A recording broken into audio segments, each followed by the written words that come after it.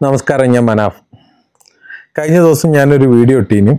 ചമ്പ്രവട്ടം പുതുപ്പള്ളി സ്വദേശി ഒരു ചെറിയ 14-15 വയസ്സുള്ള 10ാം ക്ലാസ് പഠിക്കുന്ന മുഹമ്മദ് ഷാദിൽ എന്ന് പറഞ്ഞിട്ടുള്ള കുട്ടി. ഇപ്പം പുതിയൊരു വിവരപ്രകാരം പോലീസിൻ്റെ ഒരു കണ്ടെത്തൽ, ബാംഗ്ലൂരുള്ള യശ്വന്ത്പുരത്താണ് ട്രെയിൻ വന്ന് ഇറങ്ങിയത്. ആ കുട്ടി ഒരു ഷർട്ടും കള്ളിത്തുണിയുമാണ് എടുത്തത് വേഷം. അപ്പോൾ ഈ വിഷയം ഞാൻ ഇതിൽ കാണിക്കുന്ന ഫോട്ടോ പരമാവധി ആളുകളിലേക്ക് നിങ്ങൾ എത്തിക്കുക.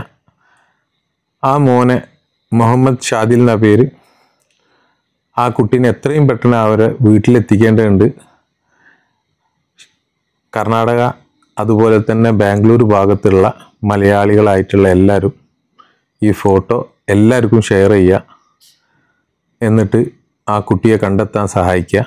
നമുക്ക് ആ കുട്ടിയെ അവരുടെ വീട്ടിലും എത്തിക്കേണ്ടതുണ്ട്. ആ നാട്ടിലുള്ള എല്ലാ ആളുകളും ഇപ്പം പല ഭാഗത്തായിട്ട് ഈ വിഷയമായിട്ട് 4-5 ദിവസമായി ഓടിക്കൊണ്ടിരിക്കുകയാണ്. അപ്പോൾ ദയവ് ചെയ്തിട്ട് ഈ വീഡിയോ കാണുന്ന എല്ലാവരും, അതുപോലെ തന്നെ ഞാൻ ഇതിൻ്റെ കൂടെ നമ്പറും വെക്കാം. ആ നമ്പറിൽ ആ ഫാമിലിയെ വിളിക്കാനും നിങ്ങൾക്ക് വിവരങ്ങൾ കൈമാറാനും കഴിയട്ടെ എന്ന് ഞാൻ പ്രാർത്ഥിക്കുകയാണ്. ഏതായാലും ഇത് ഒറ്റക്കെട്ടായിട്ടുള്ളൊരു പ്രവർത്തനം നടക്കട്ടെ എന്ന് ആശംസിക്കുകയാണ്. നമുക്ക് എന്തായാലും ആ കുട്ടിയെ വീട്ടിലെത്തിക്കണം. നന്ദി, നമസ്കാരം.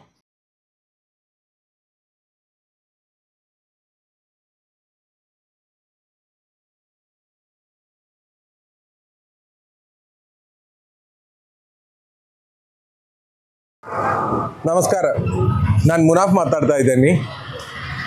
ನಾನೊಂದು ಅರ್ಜೆಂಟ್ ವಿಷಯಕ್ಕೆ ಈ ಒಂದು ವಿಡಿಯೋದಲ್ಲಿ ಬಂದಿದ್ದು.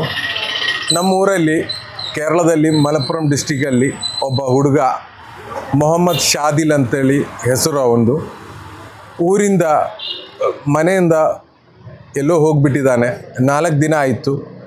ಅವನನ್ನು ಈಗಲೂ ಎಲ್ಲಿದೆ ಅಂತೇಳಿ ಅವ್ರ ಮನೆಯವರಿಗೆ ಯಾರಿಗೂ ಗೊತ್ತಿಲ್ಲ. ಆದರೆ ಒಂದು ಸುದ್ದಿ ಇದ್ದಿದ್ದು, ಕರ್ನಾಟಕದಲ್ಲಿ ಅವನು ಬಂದಿದ್ದಾನೆ ಅಂತೇಳಿ ಒಂದು ಸುದ್ದಿ ಇದೆ.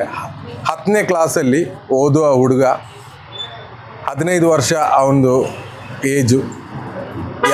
ಯಾರಾದರೂ ನಾನು ಈ ತೋರಿಸೋ ಫೋಟೋ ನಿಮಗೆ ನಿಮ್ಮ ಅಕ್ಕಪಕ್ಕದಲ್ಲಿ ಎಲ್ಲಾದರೂ ಯೂನಿಯನ್ನ ಕಂಡು ಹಿಡಿದ್ರೆ ತಿಳಿಸ್ಬೇಕು. ದಯವಿಟ್ಟು ಅವ್ರ ಮನೆಗೆ ಅವನನ್ನು ಒಪ್ಪಿಸ್ಬೇಕು.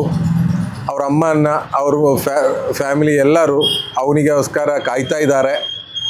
ನಾನು ದಯವಿಟ್ಟು ನನ್ನ ವಿಡಿಯೋ ನೋಡ್ತಾ ಇರೋರಿಗೆ ಈ ವಿಡಿಯೋನ ಮ್ಯಾಕ್ಸಿಮಮ್ ಶೇರ್ ಮಾಡಿ ಅವನನ್ನು ನಮಗೆ ಹುಡುಕೊಡ್ಬೇಕು.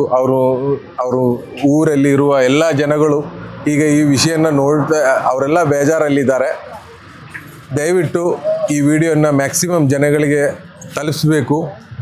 ಅದರಲ್ಲಿ ಕೊಟ್ಟಿದ್ದ ನಂಬರು, ಆ ನಂಬರಲ್ಲಿ ಯಾರಾದರೂ ಅವನನ್ನು ಕಂಡಿದ್ರೆ ಸ್ವಲ್ಪ ತಿಳಿಸ್ಬೇಕು. ನೀವು ಈ ಒಂದು ವಿಷಯ ಸ್ವಲ್ಪ ಗೌರವದಲ್ಲಿ ತಗೊಂಡು ನಮ್ಮನ್ನು ಹೆಲ್ಪ್ ಮಾಡಬೇಕಂತೇಳಿ ವಿನೀತವಾಗಿ ಹೇಳ್ತಾ ಇದ್ದೀನಿ. ನಮಸ್ಕಾರ.